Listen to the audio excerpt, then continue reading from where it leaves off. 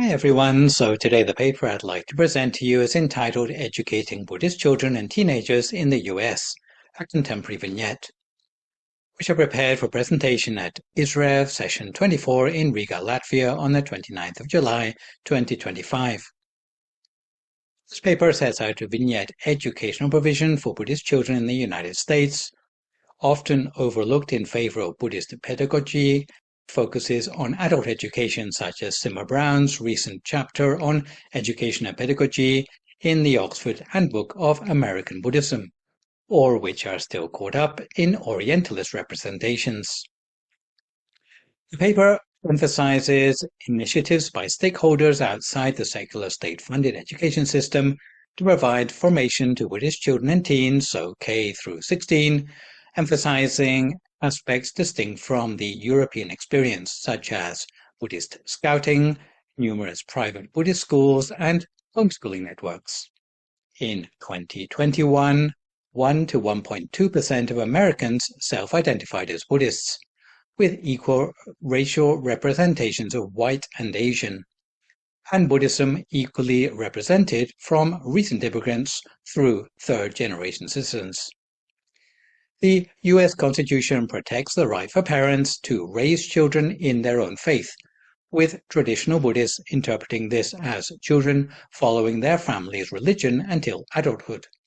And Buddhist under-25s showed up significantly in the latest U.S. religious demographics. Despite concerns about the lack of young Buddhists, there is presently a vibrant informal network of initiatives for children and teenagers, including parenting advice, public, as in non-private, school initiatives, bricks-and-mortar independent schools, homeschooling, Sunday schools, Buddhist youth programs, publications, and ethnography, some of which I preview here. Although my allocated time is limited, I hope with this paper to highlight available details of these resources for the benefit of concerned Buddhist stakeholders and educators, while showing how academic RE research can become more applied in its approach. Parenting figures prominently in the lives of Buddhist laity, but approaches differ between heritage and convert Buddhists. Converts often adopt a non-coercive approach, either assuming Buddhism to be an adult activity or that children will embrace Dharma on their own terms. Heritage Buddhists have a more authoritative approach to parenting, shaped by ideas of cultural perpetuation. Some available guidance on Buddhist parenting focuses on the parent's exposure rather than the child's, portraying children's upbringing as a mindfulness challenge. Despite religion not being overtly taught in American public schools, some Buddhist-related initiatives, particularly secularized mindfulness programs, have been observed, albeit with some pushback by advocates of strict separation between church and state. Approaches to Buddhist pedagogy for children may differ from those for adults. Suggested pedagogies currently applied in the US include contemplative strategies in education, such as that at mindfuleducation.org, instilling basic Buddhist values, mindful journaling, and linking Buddhist lessons with physical education. There are at least 8 brick-and-mortar Buddhist private schools in the US, primarily located in California and Oregon, but also in the states of New York and Hawaii, although Purple Lotus School in Union City, California may have closed down since 2016. Homeschooling is popular amongst Buddhists in the US due to geographical challenges. Resources include Facebook groups connecting homeschooling families and various educational websites. US Buddhist Sunday schools began as a form of resistance in the Japanese internment camps of World War II. First-generation converts may be reluctant to make use of these owing to their own childhood experiences of Sunday schools, but this is not so for heritage Buddhists in the present day, however, as this style of teaching has expanded in peacetime to many Chinese and Vietnamese temples, providing themed activities for children and incorporating US holidays. Buddhist youth summer camps and confirmation ceremonies are offered by various Buddhist organizations, And the Buddhist Church of America supports Buddhist scout troops and accredits Buddhist badges that are pursued in Chinese temple networks for both boys and girls. The US is a world leader in publishing Buddhist books for children, with many titles adapting traditional frameworks to be relevant to young readers. And I provide a DOI below that contains a permanent link to a summary of Buddhist parenting resources which I compiled during research for this paper, but don't have the space to elaborate on here.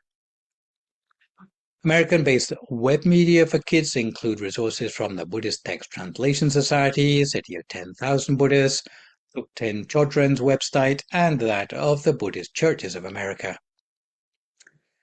So there is no shortage of Buddhist youth testimony in US publications, but much of this is no longer recent, and the degree of Buddhist self-identification of authors is often unclear.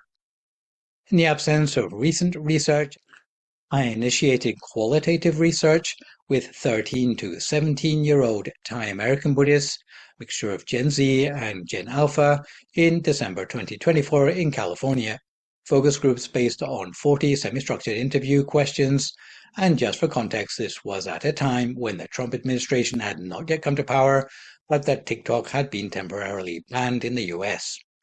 So in terms of the things that kids told me during those focus groups, the 5 most important things in their lives were that of their future, family, friends, finding out about themselves, their interests and passions. They consider themselves luckier than previous generations in the breadth of life opportunities available to them, but feared getting tied down by student debt.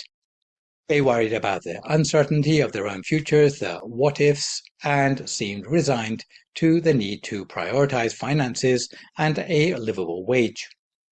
According to a 17-year-old Buddhist Thai-American female, Fletcher, the core of success is about happiness, but financial is a big aspect of that too, because it's hard to make room in your life for happiness when you're struggling to make a livable wage.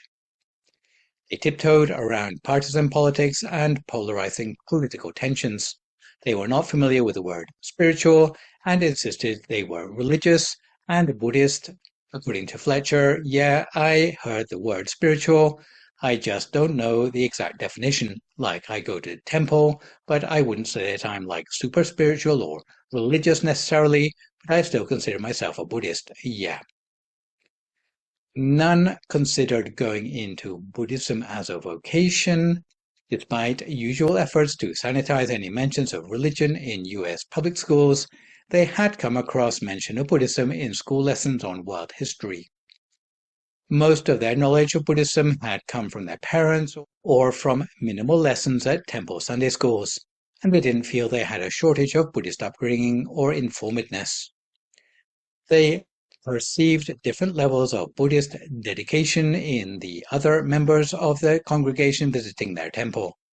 They already relied mostly on social media to help keep in touch with their friends, who were mostly non-Buddhist. Although they recognized meditation as important to Buddhism, they acknowledged it was not the whole of Buddhism, which should also include upholding 5 precepts and trying to better themselves as a person. Shrines were ubiquitous in their homes, and many, since COVID, had also included screens or internet connections to join with worship or Buddhist content online.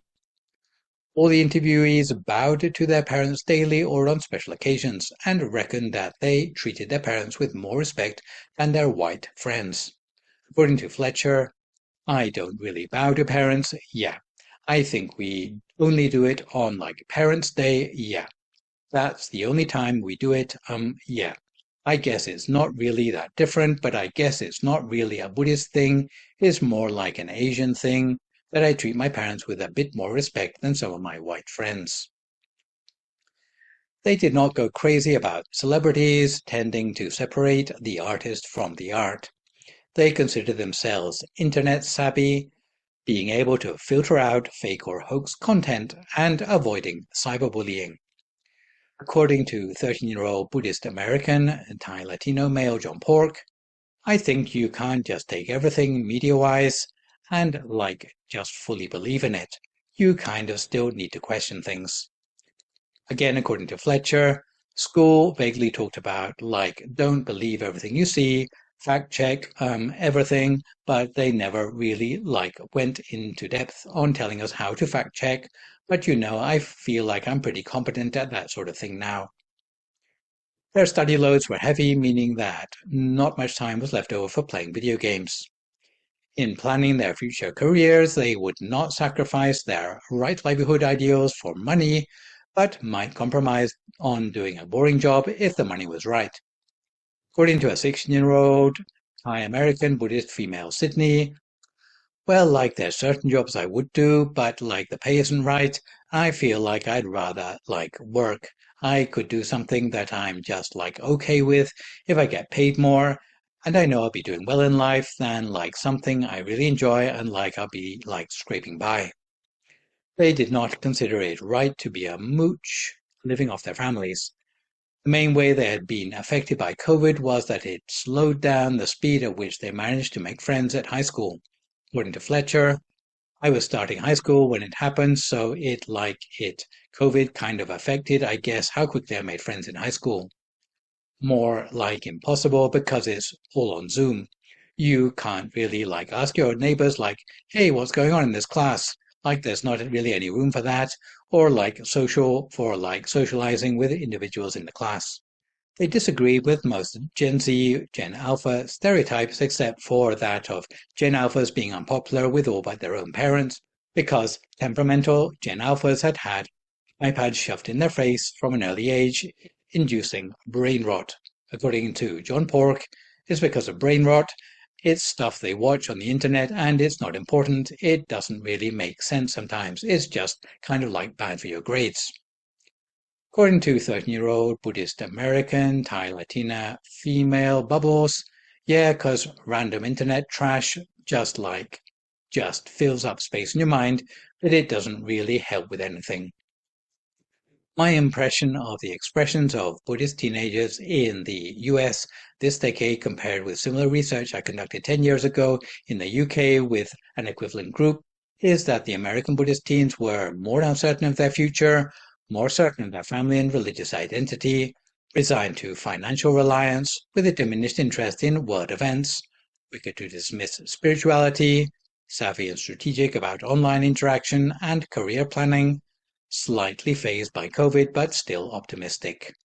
This paper set out to bring together available details of resources for the benefit of concerned Buddhist stakeholders and educators, while showing how academic RE research can become more applied in its approach. I hope I've managed to highlight the creativity and resilience of marginalized groups in the Buddhist community, but I would like to encourage further research to explore the diverse experiences of Buddhist children and teenagers in the US. In terms of limitations, this is only my first focus group, so the fieldwork is denoted merely as preliminary. But I hope over the coming months to conduct 10 such focus groups using the same set of questions. I would, however, encourage a similar child-centric approach to research amongst other Buddhist communities in the US, especially in the face of considerable social uncertainty at the time of writing. Thank you.